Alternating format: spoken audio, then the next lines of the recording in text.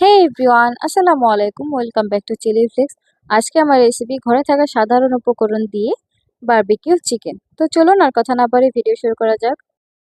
প্রথমে নিয়ে নিয়েছি চিকেন, তারপরে দিয়ে দিলাম আদা রসুন বাটা, গোলমরিচের গুঁড়া, গরম মশলা গুঁড়া, মরিচের গুঁড়া, লবণ, ভিনেগার, সরিষার তেল, টমেটো সস।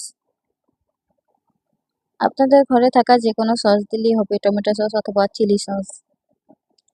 দিয়ে দিলাম একটু সয়া সস। এবার এটা মেখে রেখে দিব 5 থেকে 6 ঘন্টা। তারপর এটা বারবিকিউ করে নিব। এই তো আজকের মতো এই পর্যন্তই। দেখা হচ্ছে আবার নতুন কোনো ভিডিওতে।